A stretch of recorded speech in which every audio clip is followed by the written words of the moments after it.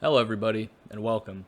I'm TS, and on this channel I'm going to be providing my thoughts and reviews on various topics such as podcasts, movies, sporting events like UFC cards, games, maybe some tech, and whatever else I'm feeling at the time.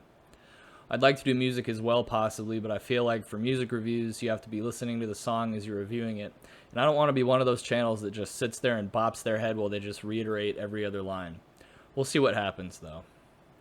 For my first video, I figure what better place to start than one of the biggest podcasts of all time and the first podcast I actually listened to, the Joe Rogan Experience.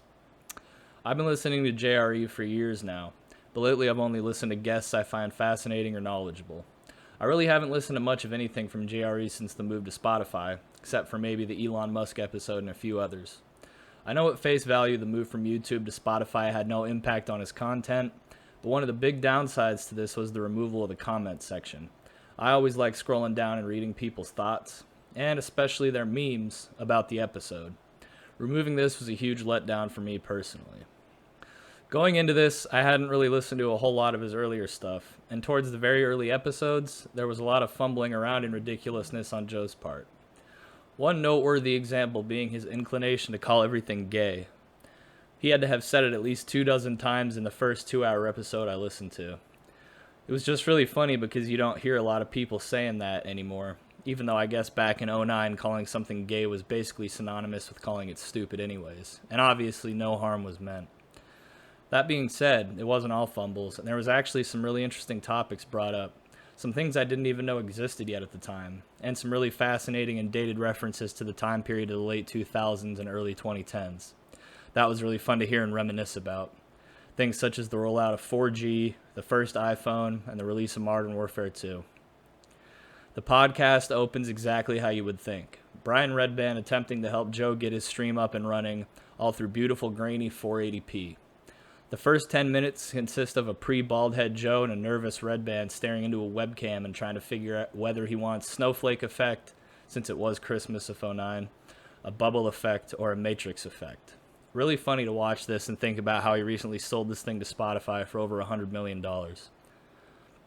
As soon as they get it squared away, we get our first on-air pipe rip from Joe and Redban. Literally the very first thing that happens on a JRE podcast. Pretty on brand for him, I would say. They then talk about their amazement that cannabis is approved for medicinal use in California, how you could just go down to a legitimate store and buy it. When I heard this, I was also slightly surprised that it was medically legal that early.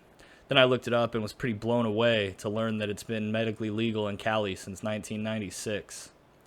I remember living in Washington in 2013 and thinking having it legalized recreationally was extremely cutting edge. In fairness, recreational legalization was for that time. Never thought it was legal when I was still in diapers though, that took me by surprise. The next topic that was brought up was one that reoccurs quite frequently throughout the years, Hunter S. Thompson. I've heard Joe talk about him and his viewpoints a lot, how he looks up to him really. I myself am not really familiar with his work. Fear and Loathing in Las Vegas is the book I think when I hear his name, though I've never read it.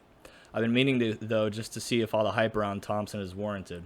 Joe brings up some of his other works, such as The Great Shark Hunt, which is apparently worth checking out as well. Joe and Redban are recording. You see a signboard behind them that says, "Make Me Hard," in bright colors. Around the time of working on Fear Factor in the early to mid-2000s, Joe hosted a segment called Make Me Stiff on the Man Show. The show title stupidly had to be changed from Make Me Hard to Make Me Stiff to appease executives, so Joe took the useless Make Me Hard sign home with him and used it as a backdrop. He mentions one of the gags being a guy sitting on a chair with a beautiful woman climbing all over him for several minutes. She then pulls her pants down and the audience find out she's packing a pecker. Surprise, surprise. Joe talks about how it was a little shriveled, dried up prick, how it looked disgusting and burnt. Hopefully none of you are eating while I'm talking about this. I'm about to throw up myself. I just think it's hilarious how they had to change the name from hard to stiff, but they allowed some transsexual to show their shriveled up piece. Gotta love the priorities in the entertainment industry. Shortly after, they delve into some more dated references, such as Twilight and the Jonas Brothers, both things that were in peak popularity back in '09. Joe even brings up that he started the podcast on that day in particular because he saw fucking Soulja Boy, of all people, do some kind of podcast of his own. I almost forgot about him and how big crank that was back then. This was also around the time Tiger Woods was in the news. Not for a crazy car accident that happened as of recently, but for when he was caught cheating with a stable of like 16 bitches. I completely forgot about that. Next up, topics that most people associate with JRE. They start talking about conspiracy theories. The first one to be brought up is regular old Bigfoot. Joe actually brings up a pretty thought-provoking point here, though. If Bigfoot was real, he wouldn't even really be all that interesting. People are just obsessed with the unknown. In fact, there are real creatures that we know about that are far stranger. You have this mammal that lives in the ocean, but it has to come up for air, and it kills whatever it wants to and basically rules the sea unchallenged. That's the orca whale. Vastly more interesting than some tall gorilla human thing, but we take them for granted because they aren't mysteries. Then a little Q&A section comes up. The first question someone asks is, who would win, Rodan versus Mothra? Joe says Rodan because Mothra is a faggy monster. Next is a question on his opinion of Jeet Kune Do, which in case you don't know is a martial art pioneered by Bruce Lee back in the day, and actually one I used to practice. Joe then goes on about his admiration for Lee and how he was easily ahead of his time in regards to martial arts. After that, it transitions into the 60s and radio shows, and someone asking if Joe would consider doing a radio show. He scoffs and says no one would pay him to do radio. Someone tell that to Spotify. I don't think they got the memo. Then he mentions he used to draw and really liked doing it. That's actually something I never knew about until recently when I saw his drawing of the late marvelous Marvin Hagler.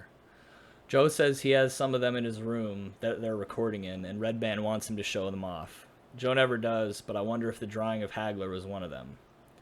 The next topic of conversation goes back to some more dated references. Joe pulls out his iPhone, the very first one, and talks about how amazing it is and how it's the best phone ever. I don't think he truly understood the magnitude of societal change that would come about from that little piece of machinery. Apparently back then you couldn't use an iPhone with the Verizon network or something. I'm not sure if that's true, but he mentions how he also has a BlackBerry Storm 2 that he uses as his main phone on the Verizon network, and he uses the iPhone as a mini internet machine, which is what we all use them for now anyway. 4G was also just about to come out at this time. Next topic was my stomping ground back in the day, LimeWire. They talk about pirated streams and songs and whatnot. God, LimeWire was big back then. Joe's video game obsession, specifically Quake, was brought up next. This is the rest of what my life consisted of back in '09. Never played Quake, but countless hours of search and destroy, ground war, and headquarters on World at War dominated my life back then. Redban brings up that iconic trailer for Modern Warfare 2. Remember, no Russian, as you proceed to spray people in an airport. That shit was so wild at the time. Not a lot on the grand scheme of the world stage has changed since then, but I really don't think a level like that would be allowed in a mainstream AAA game nowadays. Correct me if I'm wrong, but I don't know, but I just don't think scenes like that would be too big of a hit with the mainstream. The next topic brought up is one that, much like legal weed, I thought was a fairly new phenomena: float tanks. Joe actually brings up float tanks in his first podcast, and I had no clue these things were around back in '09. I didn't hear about him until I started listening to JRE probably in like 2016 or something. He talks about how you can go in these sensory deprivation tanks to, quote, supercharge your brain and have psychedelic trips.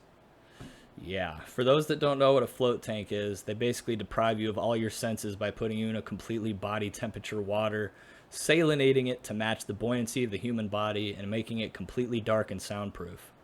It's supposed to make you feel like you're floating in the ether. I've never gone into one, but I do want to try it. Anyways, Joe says that you can, while completely sober, go into one of these things and achieve a monk-like state of meditation. He describes going down to the smallest atom on a microversal scale all the way to the center of the galaxy on a macroversal scale, and everything in between. Now, I've heard him talking about doing edibles or shrooms and going into a float tank in the later podcast, so I'm assuming that's what this was. The experience doesn't sound like something that can be achieved sober, but I guess you never know. Later on, they talk about another event that dates the conversation, seeing Avatar in theaters. Specifically, Redban says the next day they're going to eat some shrooms and see it. Joe mentions that they should probably just do edibles because it was going to be trippy enough. I haven't seen that movie myself in quite a while, but it's definitely a fantastic film from James Cameron. And I know that I think they're finally getting around to the second one in late 2022. Only 13 years after the original.